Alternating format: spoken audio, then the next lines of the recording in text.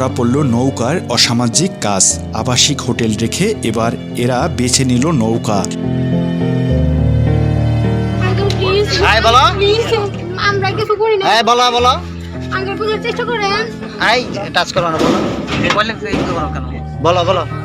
এবার অভিযানে ধরা পড়ল নৌকার অসামাজিক কাজ। আবাসিক হোটেল রেখে এবার এরা বেছে নিল নৌকা। এখানে বিভিন্ন বয়সের ছেলেরা মেয়ে নিয়ে এসে অসামাজিক কাজ চালায়, যা এবার পুলিশের হাতে ধরা পড়ল। তোমার নাম কি? তোমার নাম কি? বলো বলো। এখানে এ নিয়ে মেয়েটিকে জিজ্ঞেস করা হলে সে বলে সে নাকি পড়াশোনা করে, তার পাশাপাশি সে এখানে নিয়মিতই আসায়। আপনার বাসা কোথায়? শুন আপনার বাসা নাম কি আপনার? নদী।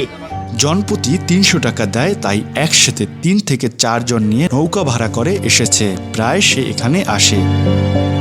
তবে এবার সে হাতে নাতে ধরা পড়ল। বেড়াইতেছেন 1 ঘন্টা ধরে, কি করতেছেন?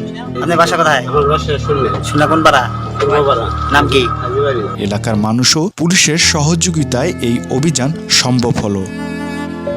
অনেক সময় এমন হয় এদের জন্য সাধারণ মানুষও ঘুরতে এসে বিপদে পড়ে, কারণ কে এই ধরনের কাজ করে তা বোঝা যায় না। যে কাউকে ডাকাডাকি করে, এ নিয়ে প্রায় হট্টগোল হয়ে থাকে এখানে, এবং সাধারণ মানুষ বিভ্রান্ত হয় তাদেরকে নিয়ে। তাই এবার এই অভিযান চালানো হলো।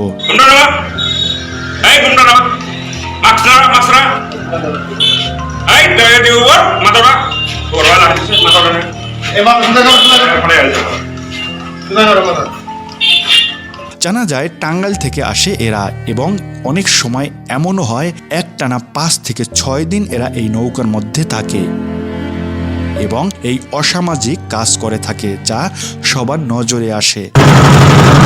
আবাসিক হোটেলের মতো তাদের অবস্থা।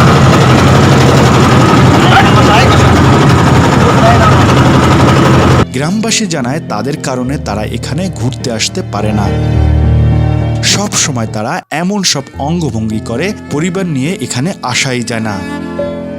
তাদের জন্য এলাকার বদনাম হচ্ছে এবং আগের মতো কোনো মানুষ ঘুরতে আসে না। তাই প্রশাসনের প্রতি আহ্বান জানিয়েছেন এদেরকে কঠিন শাস্তি দেওয়ার।